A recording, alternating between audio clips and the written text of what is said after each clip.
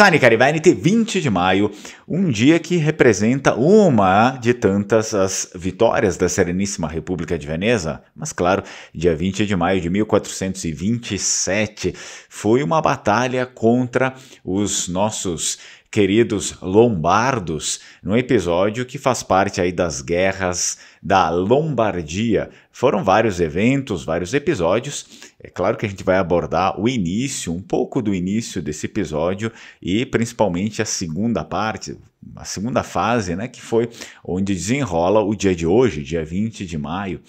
Portanto, é importante que a gente conheça também a história no geral, né? Não só a história, as guerras que foram travadas contra, por exemplo, também nesse mesmo dia é comemorado o Acordo de Paz entre a Sereníssima República de Veneza e o Império Otomano, por questão de uma outra guerra, que a gente comenta mais no final, mas é importante que a gente saiba como o Estado, né, o Estado de terra, ou seja, Sereníssima República de Veneza, tinha o Estado do mar e o Estado da terra.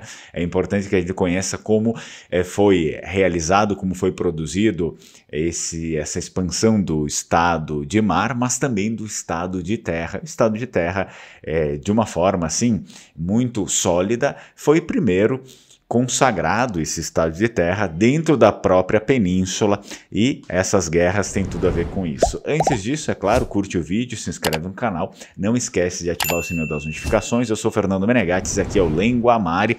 Já deixo para vocês o nosso Evangelho de São Marcos, primeira publicação do Lengo-a-Mari. São Marcos, o patrono da Sereníssima República de Veneza, portanto, o patrono de todos os vênetos deveriam ter máxima consideração aqui pelo seu patrono, né? São Marcos, esse aqui é o Evangelho, primeira tradução em língua vêneta, mas também em português, é um livro bilíngue, tá? Em vêneto e português, para facilitar a leitura e o entendimento de todas as pessoas que são, né, que têm boa vontade, enfim, de se aproximar da língua vêneta. Agora nós temos também o calendário em língua vêneta, calendário que vem da região do Vêneto, né, 2024. Aproveite e compre o seu. Estamos aqui com os últimos, se não me engano tem menos de 10 aí, então aproveita e compra o seu calendário aqui, calendário vêneto. Muito bem, vamos começar o vídeo. Antes disso, eu dou um golezinho do meu café. Olha só, o primeiro período a gente vai ficar entre o primeiro período e também o segundo período dessas guerras da Lombardia, porque de fato, se não me engano, foram uns 5 períodos, alguma coisa assim. Então, bastante tempo essas guerras duraram e não foi brincadeira. Contudo, esse episódio, né, essas batalhas, essas guerras de Lombardia, por incrível que pareça, elas não começam com a Sereníssima República de Veneza, elas começaram entre o Ducado de Milão e Florença. Por quê? Porque ali na primeira fase, né, no primeiro período, Florença declara a guerra contra o Filippo Maria Visconti, que era o Duque de Milão, aí, portanto, aquele que administrava, governava os lombardos nesse período, por conta de uma expansão, né, da sua expansão territorial. O Duque Visconti estava de olho nas possessões de terra também que pertenciam a Florença. Na verdade, mais do que de olho, já havia, digamos, possuído algumas terras de Florença. E essa declaração de guerra acontece em 1423. Contudo, os florentinos foram derrotados aí porque eles não tinham, digamos assim, a força que o Ducado de Milão tinha, não para derrotar o Duque, né? Não para derrotar os Visconti. Por conta de uma série de problemas, então, que eles tiveram, os florentinos, Florença quis fazer uma aliança com a República de Veneza para que pudesse ter, finalmente, força contra o Ducado de Milão, para que pudesse lutar de igual para igual. Os termos certamente foram negociados sempre antes, né, das guerras acontecerem. Os ganhos futuros advindos da Lombardia seriam de domínio da República de Veneza. E aqueles ganhos advindos, principalmente da Romanha e da Toscana, iriam para Florença. Isso significa que eles dividiram quem fica com o quê, né? Então, claro que a Sereníssima República de Veneza não ia se meter numa guerra sem ganhar nada, ninguém faz isso, é preciso ter a sua parte também. Os aliados à República de Veneza, né, depois, posteriormente aliados à República de Veneza, os florentinos ali já começaram a ter algumas vitórias bem prósperas, né, ainda na primeira fase do conflito, que foi uma fase, a primeira fase ela ocorreu um pouco mais de tempo entre os florentinos e os milaneses, os lombardos, e depois a República de Veneza já entrou numa fase final ali, mas então, finalmente, depois que a República de Veneza entrou, os florentinos começaram a ganhar. E eles recuperaram os territórios ali da Toscana, uma parte essencial para eles, né? Então não demorou muito e o Filippo Visconti, o Duque de Milão, ele teve de ceder os territórios, teve de ceder alguns territórios, né? Não todos os territórios, alguns territórios para o Papa Martinho. Por que que isso aconteceu? Porque eles estavam agora perdendo, né? Se antes começaram ganhando, depois com a República de Veneza eles começaram a perder. O Ducado de Milão estava perdendo por conta da República de Veneza. E assim, fazendo esse acordo com o Papa, ele queria ganhar os favores do Papa, né? E logo foi solicitada a mediação papal. E o cardeal Niccolò Albergati negociou o Tratado de Paz, né? Então com os demais, com a Sereníssima República de Veneza, com os florentinos, e esse Tratado de Paz foi assinado em Veneza mesmo, em 30 de dezembro de 1426.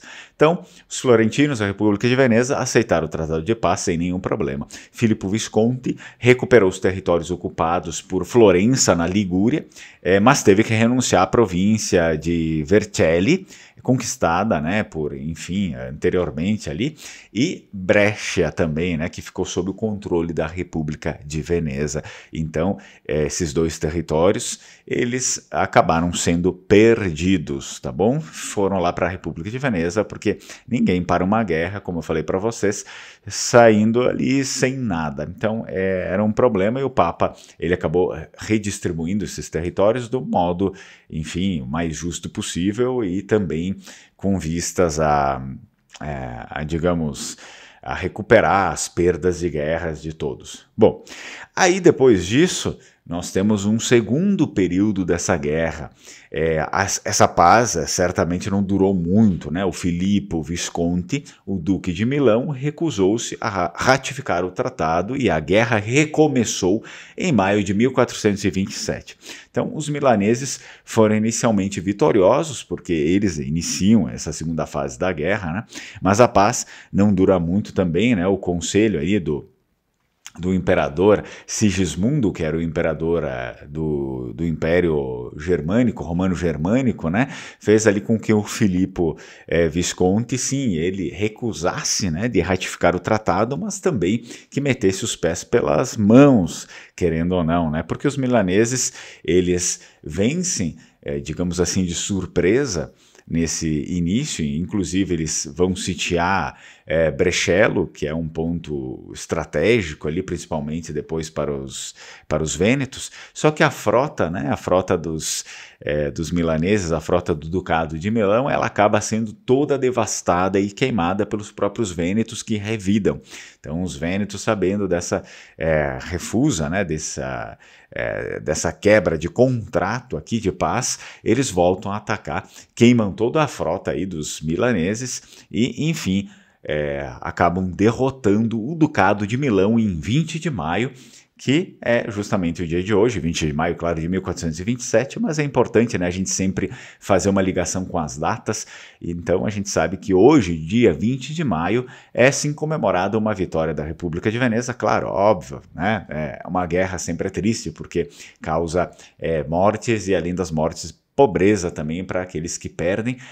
Porém, a República de Veneza fez apenas a parte ali que lhe cabia, né? Enfim. Então, o conflito, claro que ele iria durar, né? Posteriormente, quando a República de Veneza também desencadeou um contra-ataque, e após a incerta batalha ali de Cremona que eles tiveram, em 12 de julho retomou Casal Maggiore. Então a República de Veneza foi fazendo alguns ataques também porque a guerra não parava, e quem reiniciou essa guerra, a República no primeiro período já pegou a guerra andando, e aí depois quem iniciou no primeiro período foi Florença, claro, porque eles estavam também sendo roubados roubados não, mas estavam quase sendo conquistados pelo Duque, né, pelo Duque de Milão, e aí depois na segunda fase quem incendiou de novo, tudo foi o Duque de Milão, né? Antes do final dos conflitos, ainda haveria mais 3 períodos de guerra. Então, como falei para vocês, essas guerras da Lombardia foram conflitos intensos, gigantescos, né, que duraram muitos e muitos anos. Então, é sempre importante que a gente relembre disso.